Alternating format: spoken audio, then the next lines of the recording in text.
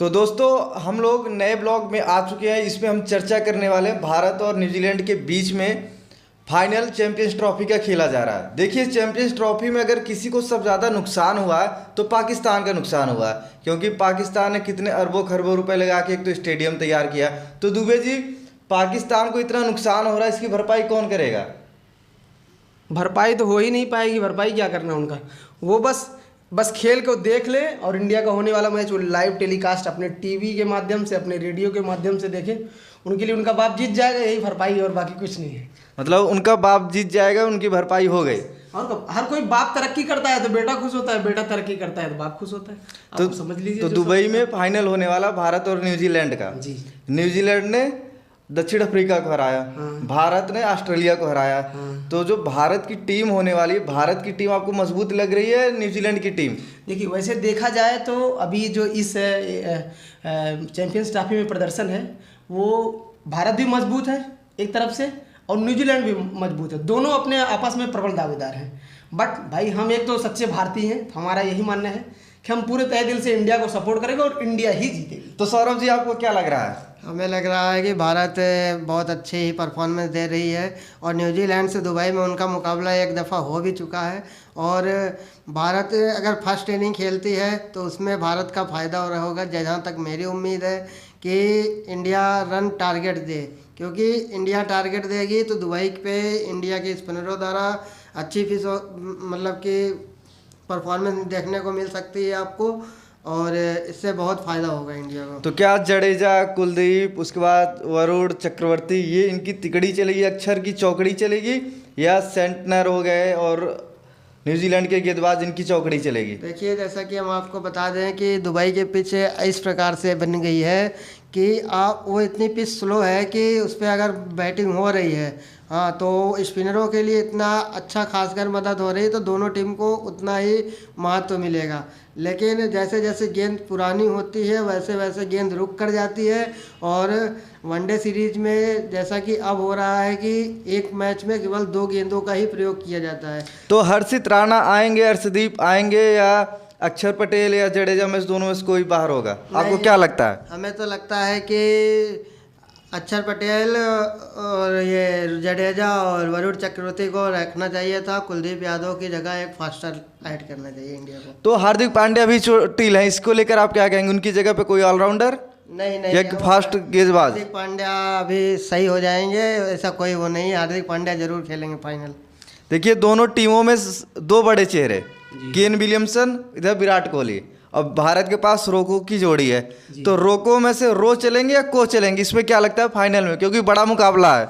बड़ा मुकाबला है तो अक्सर कहा गया है जहां मैच बड़े होते हैं वहां किंग कोहली खड़े होते हैं। बहुत पुरानी कहावत, आपने बड़े धैर्य के साथ सुना होगा। मेरा तो यही मानना है। बट लेकिन कल के मैं तो कि अभी सौरभ जी ने बताया आपको कि इंडिया पहले बैटिंग करे और टारगेट दे, लेकिन मैं इसके बिल्कुल अपोजिट सोच रहा हूँ। मेरा तो ये मानना है कि पहले आप विराट कोहली का एक और शतक देखना चाहते हैं रन चेस में? ये तो अगर हो जाए तो वाह, माशाल्लाह, सुभान अल्लाह, जय श्री राम, क्या कहना। अगर आपको क्या लगता है विराट कोहली का शतक फाइनल में आएगा? क्योंकि बड़ा मुकाबला, बड़े मुकाबले में लोग कहते हैं विराट कोहली, रोहित शर्मा, केएल राहुल, बड़े बड़े दिग्गज अपने धैर्य को खो देते हैं। तो क्या चैंपियंस ट्रॉफी के फाइनल में क्या उम्मीद किया जाए, शतक या वही पुराना वाला? मैंने अभी पिछले मैच के दिन जो है एक स्टेटस लगाया था जब विराट कोहली 84 रन पे आउट हो गए थे। तो मेरा तो यही मानना होता है कि पहले वो न्यूजीलैंड को बल्लेबाजी करने होता दे, वो बल्लेबाजी करे, चाहे जितना रन, पहाड़ स्कोर भी खड़ा करती है तो भी एक विराट कोहली के ऊपर कहावत है, जहाँ रनों का पहाड़ होता है वहीं विराट कोहली का दहाड़ होता है। आपका क्या कहना है इस पे? इस पे हम जैसे कि हमारा थोड़ा इनसे अलग है तो मैं, लेकिन आप भी विराट के बहुत बड़े फैन हैं। तो मैं हम दोनों चाह रहे हैं मैंने ये नहीं बोल रहा हूँ कि वो फर्स्ट इनिंग में नहीं खेलेगा। फर्स्ट इनिंग में भी उनकी 30 के लगभग सेंचुरी हैं और चेस करते वक्त भी ऐसे ही सेंचुरीज हैं, तो ये नहीं कह सकते हैं। लेकिन मैं ये कहूँगा कि अगर फर्स्ट बैटिंग करती है तो वहाँ पे रोहित शर्मा, शुभमन गिल को एक अच्छी ओपनिंग के साथ एक अच्छी पार्टनरशिप देनी पड़ेगी, ठीक है। और रोहित को थोड़ा धैर्य से, ये नहीं कि हमेशा के जैसे जो अपनी मारो खेलो जाओ कि ऐसे कर, यही कारण था जो 2023 वर्ल्ड कप में हुआ था। मेरा भी थोड़ा धैर्य रखो, कैप्टेंसी है कि अपनी भूमिका निभाओ और अच्छी पारी आपसे वो है। देश आपसे बहुत अच्छी पारी चाहता है कि आप फिर एक बार चौथा दोहरा शतक फाइनल में आ जाए। तो देखिए भारत में अभी तक सुमन गिल दोहरा शतक मार चुके हैं, ईशान किशन मार चुके हैं, उसके बाद रोहित शर्मा, मतलब दो दोहरा शतक मारने वाले ओपनिंग कर रहे हैं। तो मुझे लगता है कि विराट कोहली थर्ड डाउन मतलब तीसरे नंबर पे आ रहे हैं, 1 डाउनिंग पे आ रहे हैं। तो विराट कोहली के आने की वजह से, विराट कोहली के होने की वजह से रोहित और गिल बिंदास खेलते हैं बिना डर के।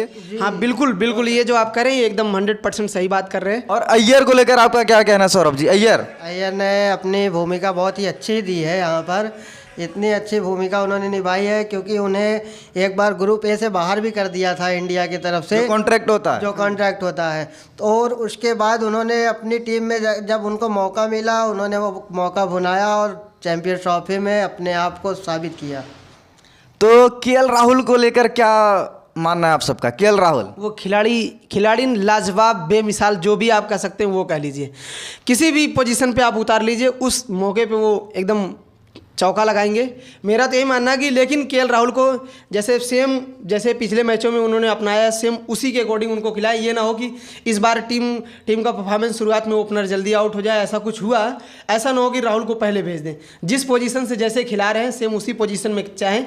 लेकिन इंडिया का सबसे बड़ा जो मुझे वीकनेस लगता है, लास्ट में से जब फाइनल मैच होता है उसी में ज़्यादा वो एक्सचेंज करते हैं, इसी वजह से इंडिया हार जाती है। न्यूजीलैंड के जो फास्ट गेंदबाज हैं, उसके बाद मिचेल सेंटर, केन विलियमसन और जो मैट हेनरी, राइट। इनके सामने क्या मतलब न्यूजीलैंड के गेंदबाज जो शुरू में आक्रमण करेंगे, विकेट लेंगे, अगर भारत का 1-2 विकेट पहले गिर जाता है तो आपको कौन से बल्लेबाज लगते हैं कि ये जो आप गेंदबाजों की बात कर रहे हैं, ये कोई गेंदबाज ऐसे नहीं है कि जो इंडिया के बल्लेबाजों को रोक सकें, इतनी उनमें पावर नहीं। सिर्फ अगर कोई उनके रनों पे लगाम लगा सकता है तो मुझे जो लगता है उनकी स्पिन की जोड़ी जो है माइकल ब्रेसवेल और मिचेल सैटनर।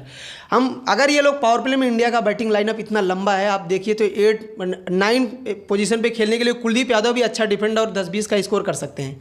तो इंडिया अगर अच्छे शुरुआत इंटेंट के साथ ओपनिंग स्टार्टअप करती है, तो अगर वो ओपनिंग स्टैंड 50 रन पार्टनरशिप भी देते हैं, 70 के प्रॉक्स दे देते हैं, तो इंडिया आराम से पहले बैटिंग करते हुए 300 प्लस रन बनाएगी। और 300 प्लस रन दुबई में बहुत बड़ा स्कोर होता है, जो कि चेज कर पाना न्यूजीलैंड के लिए बिल्कुल असंभव है। मोहम्मद शमी को लेकर एक चर्चा हो रही थी कि मोहम्मद शमी चोटिल ने पहले मैच में 5 विकेट लिए, लेकिन भारत के गेंदबाज चाहे हार्दिक पांड्या चाहे मोहम्मद शमी हो, स्टार्ट जो कर रहे हैं वाइड के साथ करें। क्या वाइड के साथ स्टार्ट करना भारत का एक टुटका हो सकता है सौरभ जी? नहीं, ये हम इस पर बिलीव नहीं करते हैं।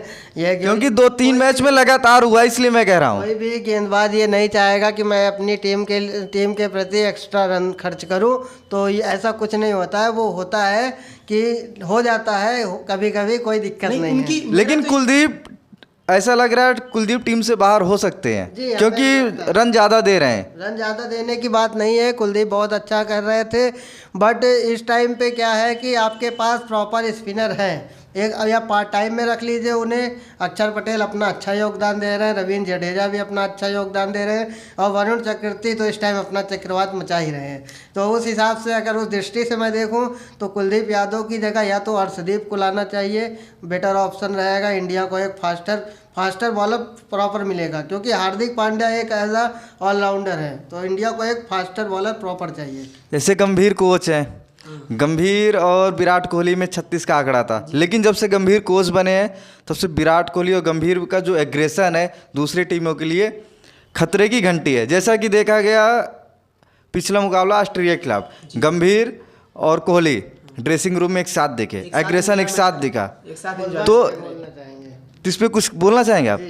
अब गंभीर और जो विराट कोहली का आपने बहुत बार विवाद देखा है, बहुत बार कंट्रोवर्सी, लेकिन ये तो हमने आईपीएल में ही देखा है। आईपीएल में आपने देखा होगा, लेकिन दो वो महान बल्लेबाज ऐसे रह चुके, वो एक तो गंभीर जो हमारे पूर्व खिलाड़ी रह चुके हैं, अब हमारे भारत के कोच हैं, और विराट कोहली जो इस टाइम प्रेजेंट में, विराट कोहली, गौतम गंभीर भी 2011 के वर्ल्ड कप में बहुत बड़ी भूमिका निभाई, 97 रन 2007 के वर्ल्ड कप में। मैं आपकी बातों पे ही आ रहा हूँ कि आपने जो बोला उनका जो विवाद था, उनका विवाद केवल एक लीग पे लेके था, एक अपने उस पे था, लेकिन जब बात भारत की आती है तो भारत में सब एक ही चलता है, एकता।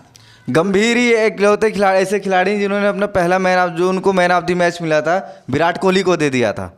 हाँ याद है, मुझे भी कुछ ऐसा मैंने सुना है, लेकिन प्रॉपर मुझे मैच कंफर्म नहीं हो रहा वो कौन सा मैच था। गंभीर ने 150 रन मारे, विराट कोहली 110 पहला शतक मारे थे, उन्होंने अपना दे दिया था। हाँ, ये स्टार्टअप का मैच था, उस टाइम मैं रेडियो पे सुना करता था, मैं देखा नहीं, इसलिए मुझे कुछ confirm मोटिवेशन नहीं। भी होती है कि खिलाड़ी को उसके शीर्ष से पहुंचाने के लिए एक मतलब अगर कोई स्टार्टअप कर रहा है तो अगर आप उसको छोटा अवसर देते हैं तो अपने आप को सिद्ध करता है। विराट कोहली वो चरा है जिसने दुनिया को चरा है। मतलब विराट कोहली की इस सफलता के पीछे गौतम गंभीर का एक छोटा सा योगदान है। हाँ, मान सकते हैं, आप मान सकते हैं। सीनियर का हमेशा अपने जूनियर पर कोई ना कोई अहम योगदान ऐसा कोई करता है तो उसका आत्मबल और ज़्यादा आत्मबल उत्साहित होता है, बढ़ता है उसका। तो दोस्तों, ये था हमारे साथ विपिन कुमार दुबे जी और सौरभ यादव जी। न्यूजीलैंड के खिलाफ जो चैंपियंस ट्रॉफी का फाइनल होने वाला है उसके पीछे का एक रिव्यू दे रहे थे।